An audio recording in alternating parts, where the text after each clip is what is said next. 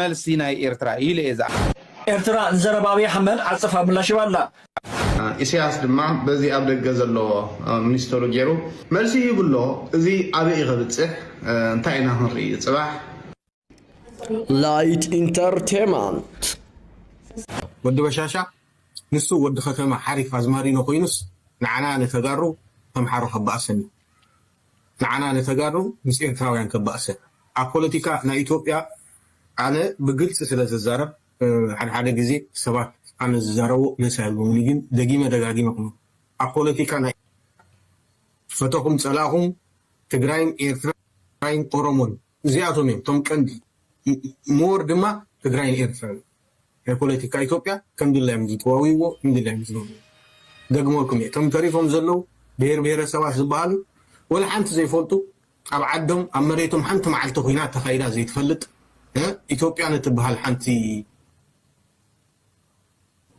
ትግራዋይ ምስ ኤርትራ ካብ ባፅዕ ብዝመፀዶ ካብ ግብፂ ብዝመፀዶ ዕድመ ልክዑ ዝዋጋእን መስዋዕትን ዝኸፍልን ካብቶም ኣምሓሮን ኦሮሞ ንልዓሊ ትግራዋይን ኤርትራውን ሶሎሚ ንሕና ቀደም ንፈልጦም ነበርና በዓል ኣፄ ምኒልክ ዝበሃሉ በዓል ኣፄ ሃይለ ስላሴ ዝበሃሉ ደርጉ እኳ እንእሸይ ንፈልጦ ዝበሃሉ ሎሚ ብኣካል ኣብ ፓርላማና ኢትዮጵያ ርኢና ኣለና እዚ ንዓና ወዲ በሻሻ ሎሚ ዓንቲ እንታይ ኢልና ኣብ ናይ ኩናት ናይ ትግራይ ሻዕብያ ኣትዩ ኣብ ትግራይ ፋብሪካ ፍሪሱዶ ትምህርቲ ቤት ኣፍሪሱዶ ገለ ፍሪሱዶ ኢልና ነቶም ኣምሓሮ ድማ ምሳና ምስ ተጋሩ ከበኣስ ስለ ዝደለየ ሕወሓት ኣብቲ ናይ ትግራይ ኩናት ኣብ ክልል ኣምሓራ ምስ ኣተወ ባንኪ ፍሪሱዶ ሰሪቑዶ ፋብሪካ ፍሪሱዶ ትምህርቲ ቤት ዕኒዶ ኢሉ እዚ ዘይርድእካ ልሂቅ ናይ ትግራይ እንድሕር ኣለካ ኮንካ ወዲ በሻሻ እንታይ እዩ ዝብል ዘሎ ልክዕ ከምቲ ሃፄ ምኒልክ ዝብሎ ዝነበረ እዞም ክልተ ትግርኛ ዝዛረቡ ውጪ ኣብ ትግራይ ዘለው ተጋሩን ኣብ ኤርትራ ዘለው ትግርኛ ዝዛረቡ ኤርትራውያን ቶም ትግርኛ ዝዛረቡ እምበር ቶም ኣብ ኤርትራ ዘለው 8 ብሄራት ንኣፄ ምኒልክ ንመንግስቱ ሃይለማርያም ንሃይለ ስላሴን ነዚ ወዲ በሻሻን ከም ሰቡን ኣይቆፅሮም ኣብ ኤርትራ ዘለው 8 ብሄራት ወዲ በሻሻ ከም ሰብ ኣይቆፅሮም ልክዕ ከምዞም ደንበዕና ማለት እዩ ንሱ ሓላይ ኮይኑስ ካባና ንላዕሊ ምስ ኤርትራውያን ከመይ ጌርና ክንነብር ከም ዘለና ንዓና ክነግረና ፍት ቶም ደናቁር ደቂ ዓድና ትግራይ ሃገር ክትከውን ኣለዋ ኢሎም ውናት ዝበሃል ውድብ ዝመስረቱ እዚ ኩሉ ፀርፊ ኣብ ልዕሊ ኤርትራውያን ክወርድ ከሎ ፅባሕ እንታይ ኣጋዝያን እውን ዝበሃሉ ነይሮም ሕጂ በዲኦም ከም ዘለዎም ልዕሊ ኣዲኦም እሳቶም እውን እዚ ኣብ ኤርትራ ዘሎ ህዝቢ ክፅረፍ ከሎ ወላ ሓንቲ ደንታ የብለዎን በዚ ትሽወጥ በዚ ትዕሾ ትግራዋይ እንድሕር ኣለካ ኮይንካ ገና ፖለቲካ ዘይርድእካ ወዲ በሻሻ ማለት ኣፄ ምኒልክ ማለት እዩ ወላ ሓንቲ ዘመን ጥራሕ ዘፈላለዮም ክፍለ ዘመን ኣፈላለዮም ዓመተ ምህረት ኣፈላለዮም ወላ ሓንቲ ናይ ወለዶታት ናይ ክልተ ዲ ናይ ሰለስተ ወለዶ ካልእ ወላ ሓንቲ የለን ወዲ በሻሻ ንዕኡ ተኣማሚንኩም ኣብ ኣዲስ ኣበባ ኮፍ ኢልኩም ዘለኹም እዚ ሕጂ ሎሚ ዓንቲ ወዲ በሻሻ ክዛረቦ ዝወዓለ ልክዕ መንግስቱ ሃይለማርያም 2 ዓመት ድዩ ሓንቲ ዓመት ክተርፎ ከሎ ዝዛረቦ ዝነበረ ዘረባ እዩ ካልእ ወላ ሓንቲ የለን እዚ ኸዳዕ እዚ ሎሚ ዓንቲ ነቶም ካብ ፖለቲካ ናይ ኢትዮጵያ ዘባረሮም በዓል ገዱ ኣንዳርጋቸው ሽሞም ጠቂስዎ ንገዱ አንዳርጋቸው ወዲ በሻሻ ንገዱ አንዳርጋቸው ክጻረፍ ንመን ጽሓፍ ኢልዎ ንዶክተር አብርሃም ንያቱ ዶክተር ገዱ አንዳርጋቸው ኣብ ናብ ኣሜሪካ ምስ መጽእ ኣብ ዝተፋላለየ ሚድያታት ብፍላይ ድማ ብዛዕባ ናይ ትግራይ ኩናት ዝነበረ ካልኣይ ብዛዕባ ናይ ኣባይ ግድብ ዝነበረ ገዱ አንዳርጋቸው ፈትዩ ከይፈተወ ኣብ ናይ ግድብ ኣባይ ክህነጽ ከሎ ናይ መለስ ዜናዊ ሽም ፀዊዕዎ እዚኣ ስለ ዝበለ መልስ መን ሂብዎ ዶክተር አብርሃም ሂቡ አንዳንድ ሰዎች በኢትዮጵያና በኤርትራ መካከል ችግር የተፈጠረው የኢትዮጵያ መንግስት የቀይ ባህር ጥያቄ ስላነሳ ነው ብለው ይላሉ፣ ያስባሉ፣ ይተነትናሉ። ግን አይደለም። ኤርትራ ከተፈጠረች ዘመን ጀምሮ በኢትዮጵያ መንግስትና በኤርትራ መካከል ኢሹ ነበረ፣ ታውቃላችሁ።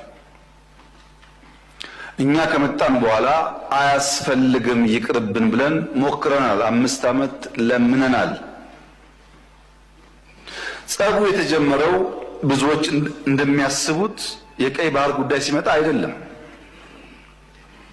አይደለም።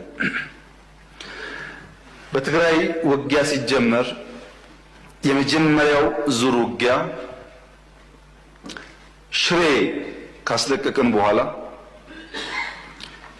የኤርትራ ጦር ከኋላ ኋላ ተከትሎ ሽሬ ገብቶ የአንዳንድ ሰዎችን ግለሰቦች ቤት ማፍረስ ፎቅ ማፍረስ ሲጀምር ጸብ ተጀምሯል። አልተናገርንም እንጂ አክሱም ይዘን ስናልፍ አክሱም ገብቶ ወጣቶች በጅምላ ሲረሽን ጸብ ተፋፍሟል። አድዋን ይዘን ስናልፍ አድዋ ሄዶ ፋብሪካዎች ሲፈታታ ሲሰርቅ ጸብ ተጋግሏል። አዲግራት ደርሰን የመድኃኒት ፋብሪካውን የሚነቀለውን ነቅለው የማይነቀለውን ሲያፈራርሱ ጸቡ ጫፍ ደርሷል። ግን የኢትዮጵያ መንግስት ያኔ በዚህም ለመዋጋት ብቃት አልነበረው። ውስን ኃይል ነበረ። ሽሬን ከያዝን በኋላ ያጠቃነውን ጣት እንከተል ነበር እንጂ የያዝነውን ቦታ እያጸናን አንሄድም። ይህ ጉዳይ የተከበረው ምክር ቤት ለዛሬ ዋጋ የለውም። ለታሪክ ማንሳት የምንፈልገው ጉዳይ አክሱም ወጣቶች ሲገደሉ፣ አድዋ ሲዘረፍ፣ አዲግራት ሲዘረፍ በርካታ ኢንቮይ ወደ ኤርትራ ልክ ያለው የላኳቸው ሰዎች ገሚሱ አሁን ከኛ ጋር የሉም። ለምሳሌ ክቡር አቶ ገዱ ያኔ የውጭ ጉዳይ ሚኒስተር ነበሩ። ከአንዴም ሁለቴ ኤርትራ ልኬያቸዋለሁ። የላኳቸው የትግራይን ህዝቤን አታገሷቅሉ፣ ሀብቱን አትዝረፉ፣ ጸቡ ከቲፒኤልኤፍ እንጂ ከትግራይ ህዝብ አይደለም የሚል ነው። አቶ ገዱ አሁን እኛ ጋር የሉም፣ ግን ክር አላቸው፣ ህሊና አላቸው። ዛሬ ቢደብቁ በታሪክ ውስጥ ይወጣል። ለምን ጉዳይ ነው እንደተነጋገሩ እሳቸውም ያውቃሉ፣ ሻዕቢያም ያውቃል፣ እኛም እናውቃለን። አሉ አልሞቱም።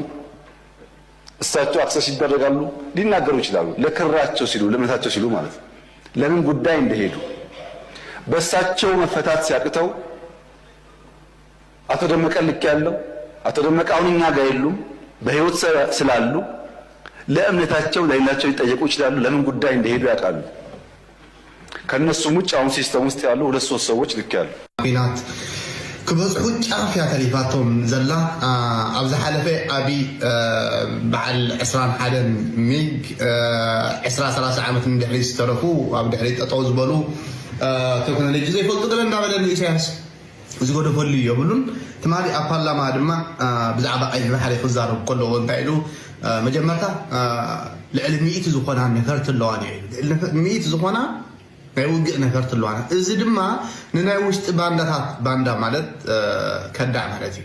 ንናይ ውሽጢ ባንዳታት ዘይኮነ ንናይ ደገ ሓይሊ ኢና ክንጥቀመሉ እዚኣ ትኺለና ኢሳያስ ትኸይድ መልእኽቲ እያ። ለ100 ነፈርቲ ናይ ኩናት ዘለዋናሲ ንኢሳያስ ወይ ድማ ንኢሳያስ ኣይበለን ለ100 ነፈርቲ እዚአን መቸም ውለና ኢሳያስ ከምዘይ ከኣፍሉት እዚአን ንህዝቢ ኤርትራ እየን ክድብድባ እዚአን 100 ነፈርቲ ዝበሃላ ዘለዋ ንኤርትራ እየን ክድብድባ። ስለዚ ለ100 ነፈርቲ እዚአን ነዚ ኣብ ውሽጢ ኮይኑ ዝሕምሰና ዘሎ ባንዳ ዘይኮነ ንናይ ደገ ፀላእቲ እዮም እዩ ዘሎ። እዚ ከዓ ኢሳያስ እዩ። ነዚ ኢሳያስ መልሲ ይብሎ። ኢሳያስ እንታይ እዩ ዘሎ እዚ ኩሉ ክሲ ዘቕረበልና ኣብ ሽረ ሰሪቆም ኣብ ዓድዋ ከምዚ ገይሮም ኣብ ኣክሱም ሰብ ቀቲሎም ዝበለና እዚ ኮነ ኢልካ ኣብ ልዕልና ኩናት ንምእዋይ እምበር ኣብይ ኣሕመድ ብላዕለዎት ሓለፍቲ ናይ ሰራዊቱ ባዕሉ ኣብ ፓርላማ መፂኡ ንህዝቢ ኤርትራን መንግስቲ ኤርትራን ሰራዊት ኤርትራን ህዝቡ ስለ ዝጨፍጨፈሉ ህዝቡ ስለ ዘሳቀየሉ ደቂ ኣንስትዮ ስለ ዝዓመፀሉ ባዕለ እዩ ዝብሎ ዘለኹ እዚ ከምኣ ይብልኒ የማነ መንከኦት ወዳሓና ዓዲ ኣመስጊንና እዩ ተንኪው ኢልና እዩ ሓቂ ኢኻ ኣብይ ኣሕመድ ትማሊ ኣብ ፓርላማ ኣብዛ ትማሊ ኣብ ፓርላማ ትማሊ መፂኡ መባኣሲ ካልእ ትርክቲ ፈጢሩ መፂኡ ኣነ ህዝቢ ትግራይ ክብል እየ ምስ ኢሳያስ ተባኢሰ። ስለዚ ህዝቢ ትግራይ በጃኻ ትረድእና ኣነ ኮንኩን ገበን ፈፂመ ገበን ዝፈፀመልካ ኣብ ልዕሊኻ ጆኖሳይድ ዝፈፀመ ኢሳያስ እዩ ኢሉ መፂኡ ሕፍር ከይበለ